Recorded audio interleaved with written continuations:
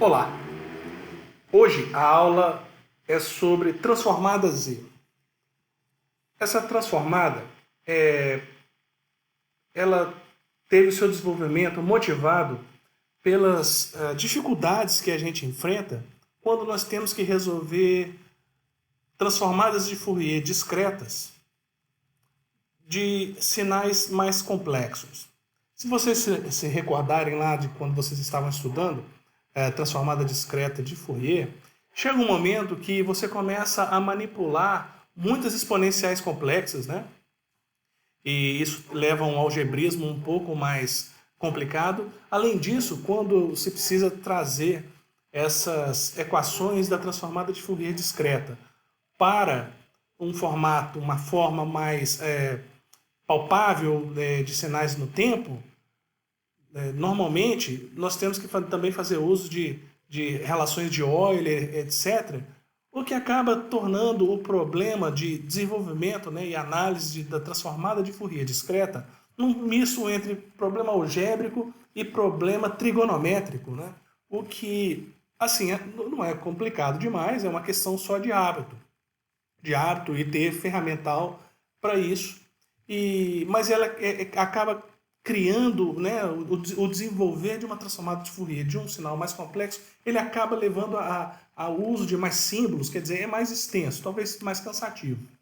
Além disso, se vocês leram nos capítulos do livro do Oppenheim a parte sobre convergência de transformada de Fourier, existem lá as condições de Dirichlet que né, dizem em quais condições, para quais tipos de sinais existe transformada de Fourier.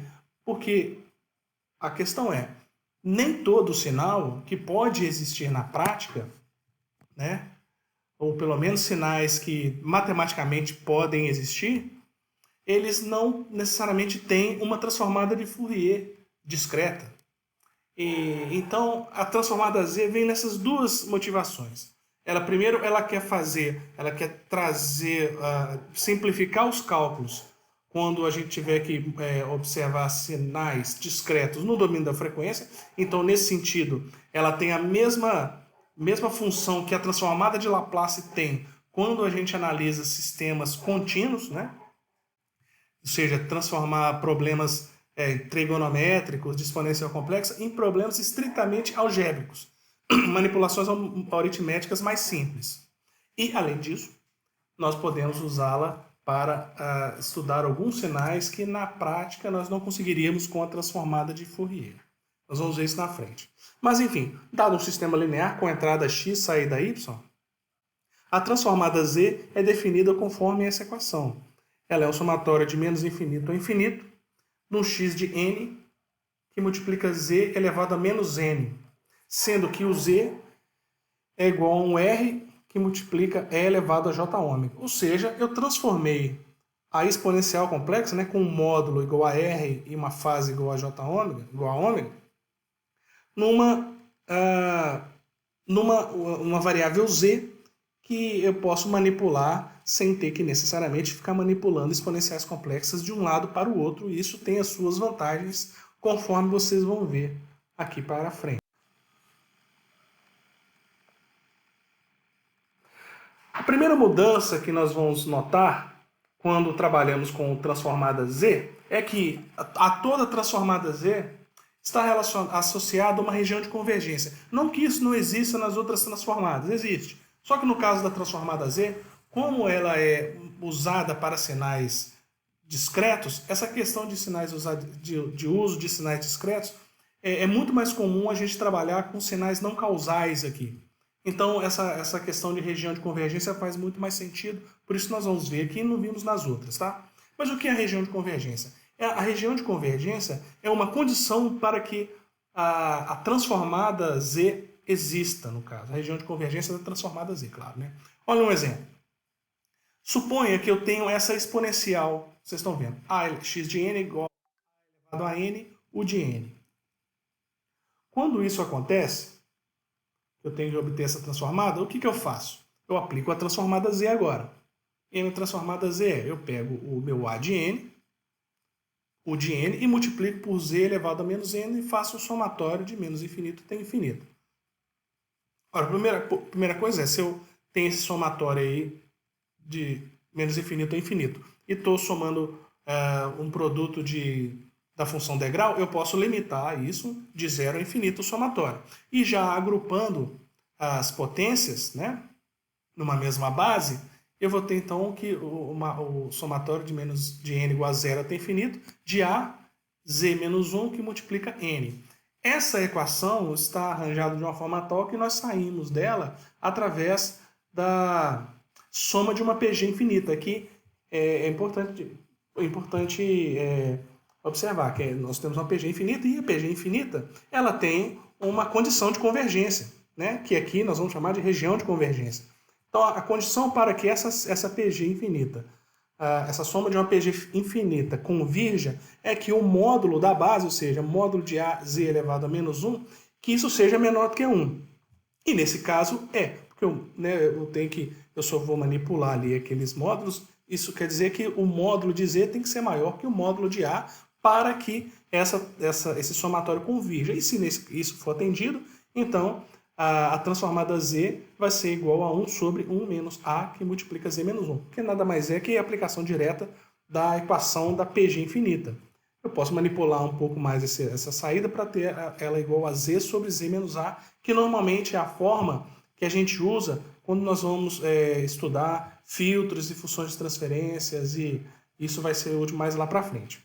Bom, então a transformada z de a elevado a n, u de n, ou seja, essa exponencial, no caso aí decrescente, que essa exponencial para a direita, né, ela tem valores diferentes de zero para o n, aumentando de zero até infinito, é z sobre z menos a, e a região de convergência é só uma representação gráfica da equação módulo de z maior que o módulo de a. Então, como é que nós fazemos isso? Como a variável z é uma variável complexa, nós a representamos no círculo de raio unitário, onde eu tenho no eixo da abscissa a parte real e na da ordenada a parte imaginária. Isso costuma ser chamado de o plano complexo, né? Onde eu represento um número complexo com a parte real imaginária. Então, a região de convergência para essa transformada z é módulo de z maior que módulo de a, sendo que então eu defino o valor de a, né, que é um valor real no plano complexo, e defino esse valor de a menor que 1, tá? E eu defino a região de convergência como toda essa área fora do círculo de raio A, incluindo o círculo de raio unitário. Qualquer valor de A, então, nesse ponto aí, me dá uma convergência dessa transformada Z. Vamos analisar agora uma transformada Z de um outro sinal. Esse aqui no caso. Um x de n igual a menos a elevado a n, u de menos n menos 1. Se vocês fizerem um rascunho aí, vocês vão perceber que essa função vamos lá, se ela está u de menos n, então significa que ela é uma função que vai no sentido do zero para o menos infinito. E ela, inclusive, tem um atraso de 1, no caso, um atraso de 1 para a esquerda. Então, ela começa no menos 1. E ela é uma sequência, então, para a esquerda, né, um sinal não causal, e com valores negativos, né, em y. Vamos levantar a transformada z desse sinal. Então, vai ser o quê? Um somatório de menos infinito até infinito, do x de n, z que multiplica menos n. Ora, aqui eu já posso começar a tirar, eu posso tirar o degrau, já sabendo então que o somatório vai de menos infinito até 1, eu passo o sinal negativo para fora e eu tenho a elevado a n, que multiplica z elevado a menos n. Ora, aqui, para ficar mais simples, o que a gente faz é uma simples mudança de variável, tá? Mudança de variável pode acontecer dentro de uma resolução de uma série, e nesse caso nós vamos fazer uma substituição simples. Vamos chamar de n igual a menos n. Só isso. Quando eu fizer isso, eu vou ter o somatório de infinito até 1. E somar de infinito até 1 é a mesma coisa de somar de 1 até infinito. Então eu já troco ali. e eu tenho de A, isso vai alterar a parte de dentro do somatório como A elevado a menos N, Z de N. Essa equação do jeito que está, com o somatório de 1 até infinito, ela não está na nossa forma mais simples da soma de uma PG infinita. Mas nós podemos forçar ela a ficar entre 0 a infinito, removendo, né, o valor que essa função teria, essa série teria, se o zero estivesse lá. Então, nós avaliamos esse valor a elevado a menos n, z elevado a n, quando n é igual a zero. Quando isso é igual a zero, bom, todo esse somatório é igual a 1. Então, nós incluímos o n igual a zero no somatório, mas diminuímos de 1, que é o resultado de a elevado a menos n, z elevado a n, quando n é igual a zero.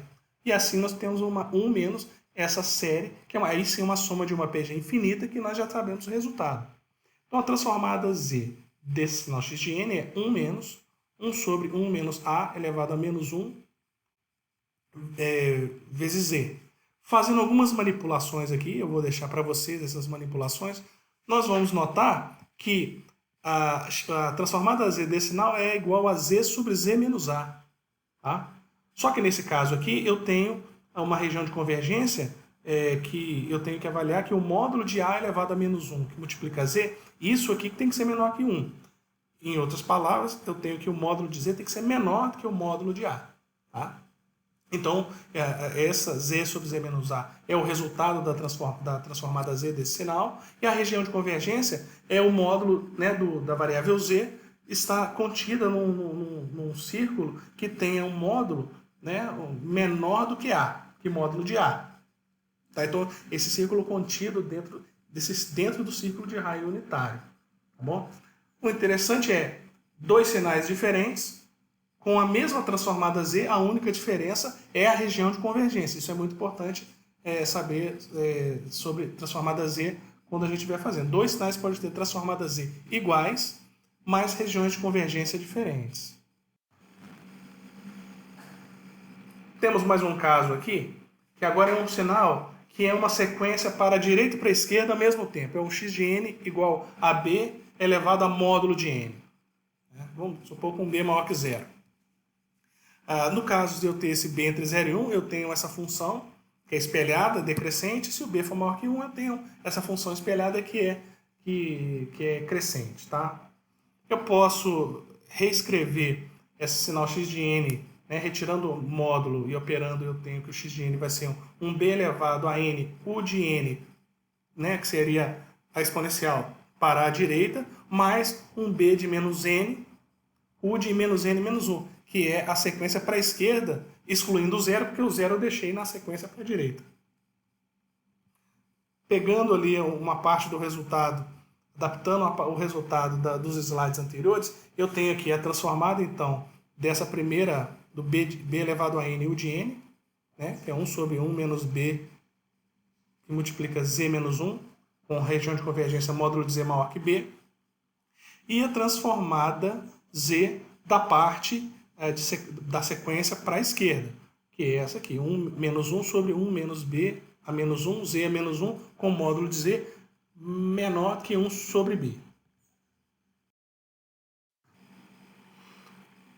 Eu junto os dois, somo os dois, e eu tenho então a transformada z desse sinal, que é uma sequência para a direita, né, uma sequência dupla para a direita e para a esquerda ao mesmo tempo. E a região de convergência vai ser a interseção dos dois, ou seja, tem que ser maior que b e menor que 1 sobre b.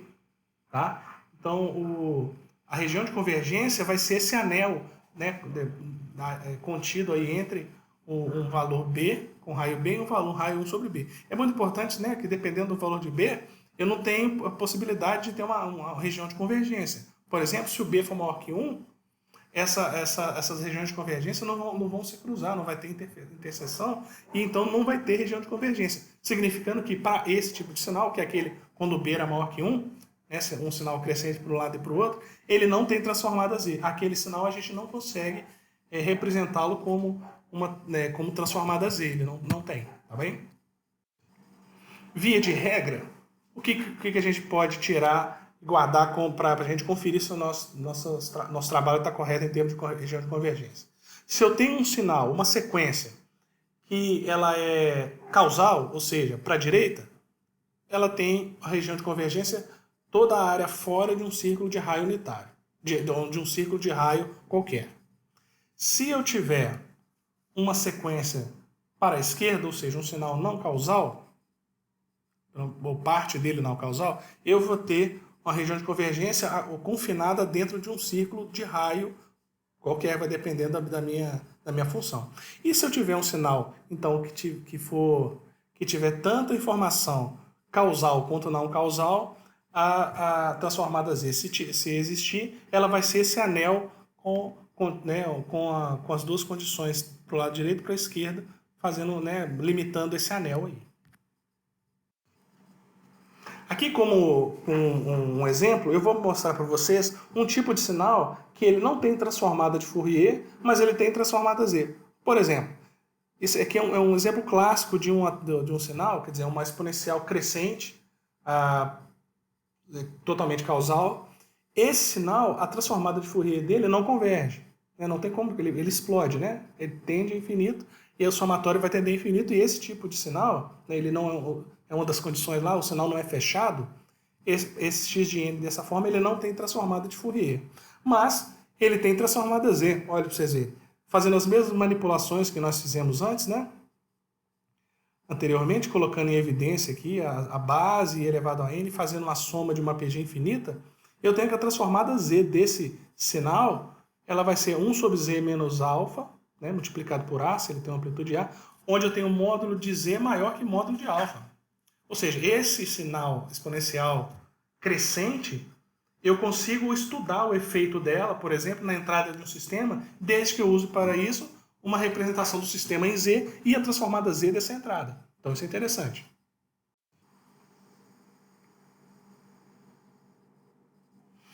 Agora, o que a gente falou até agora foi da chamada transformada Z bilateral. Quer dizer, eu posso tanto ter sinais causais quanto não causais, quanto ambos os casos. Talvez 90% das situações na prática de engenharia elétrica, por exemplo, eu vou ter sinais que são causais, né? Eu vou ter sempre a relação de causalidade entrada e saída. Para esses casos, a gente pode usar uma simplificação da transformada bilateral, da transformada Z bilateral, que é a transformada Z unilateral. O que é a diferença? É o somatório. O índice do somatório vai agora de n igual a zero até infinito. Ela só serve para sinais causais, ou seja, para sequências para a direita. Tá? Aí, necessariamente aqui, a região de convergência vai existir, vai ser sempre esse círculo de raio unitário, esse círculo ao lado de fora de um círculo de raio A, que vai ser proporcional ao polo lá da sua função. E com isso a gente não precisa, se eu estou calculando a transformada Z unilateral, eu já não preciso calcular nenhuma região de convergência, porque eu sei que esse círculo externo, tá? Então vocês vão notar que nos livros existem tabelas de transformada Z para transformada Z bilateral e para transformada Z unilateral. Elas são um pouco diferentes dependendo do sinal, tá? Com isso, agora vamos focar na transformada Z unilateral aqui. E essa é a equação da transformada Z inversa. Quer dizer, eu tenho que pegar essa função que está no domínio Z e trazer essa função contínua do domínio Z, né, que é um número complexo, para um domínio discreto. Isso eu faço usando, né, essa é a equação dela. Não, eu vou furtar, vou deixar vocês livres por enquanto de ver a demonstração dessa equação. Mas o que vocês precisam notar é que para resolvê-lo, nós temos que resolver essa integral de linha. Tá? Que vai ser, no caso, a linha vai ser toda a linha da região de convergência para eu obter a transformada inversa. Lembra que para resolver integral de linha eu posso usar o teorema de Green e por aí vai. Eu vou ter que cair em outras integrais e não é lá uma coisa mais complicada do mundo, mas é um pouco uma matemática extensa, né? São muitos cálculos. Normalmente, o que se faz em vez de fazer a transformada Z inversa na unha, normalmente a gente tenta decompor a transformada Z em funções funções menores, né? De forma tal que essas subfunções menores tenham transformadas Z já tabuladas, né? Tabelas de transformada inversa. E a gente pode fazer uma das coisas que ajuda muito é a gente usar frações parciais aqui. Mas quando não tiver jeito, é aplicar essa integral de linha aí na transformada Z e resolver. Mas vamos fazer um exemplo aqui onde nós podemos usar a transformada Z inversa, tá? Usando, no caso, frações parciais. Então, eu suponho que eu tenho uma transformada Z unilateral, então tá lá, de o x de z é esse, 3z ao quadrado menos 5 sextos z, dividido por z menos 1/4 e multiplicado por z menos 1/3. Tá? Eu faço aqui, né, divido todo mundo por z ao quadrado, faço um pouco de manipulação para ajustar aqui as ordens do numerador e denominador, para eu poder aplicar frações parciais da sua forma mais simples. Então, eu tenho que obter esses valores de A e B para poder escrever esse x de z como soma de frações parciais. E aí eu vou usando aquele método normal de resíduos, qualquer um que vocês queiram, vocês vão perceber que o A é igual a 1 e um B é igual a 2 escreve essa função x de z como uma soma de frações parciais. Aí, como eu já tenho agora essas frações parciais, eu escrevo o x de z como essas frações parciais e faço as transformadas inversas tabuladas. Ora, só por observação aqui, né, eu vejo que essa primeira função, a parte da função x de z aqui, ela é uma exponencial, né, conforme pegando emprestado do resultado que nós vimos anteriormente, e a segunda também é outra exponencial, com fatores de exponenciação diferentes. Então, o x de n vai ser uma soma, né, de um x de 1 mais um x de 2, sendo que o x de 1 e o x de 2 são as transformadas, subtransformadas, né, que eu vou obter a partir de cada função parcial. E, juntando as duas, eu tenho o x de n. Como é que eu faço agora? Qual seria a região de convergência aqui? Ó? Eu vou pegar o polo maior, né, que no caso é 1/3. Eu tinha um polo 1/4 e um polo 1/3. A região de convergência tem que ser um módulo de z maior que 1/3, é só para vocês saberem aqui quando tiver mais de 1. Tá? Eu apresentei os polos, os zeros, e no caso a região de convergência vai ser um módulo de z maior que 1/3, sempre o maior módulo. Tá? Assim como as outras transformadas, a transformada z também tem as suas propriedades que facilitam a manipulação e o estudo da transformada z. Tá? Aqui só tem algumas, né? Com certeza no livro de texto vocês vão encontrar mais.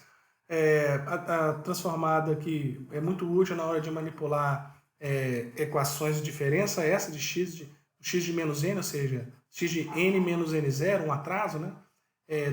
Leva ao z elevado a menos 0 o x de z, sendo que x de z seria transformado em x de n.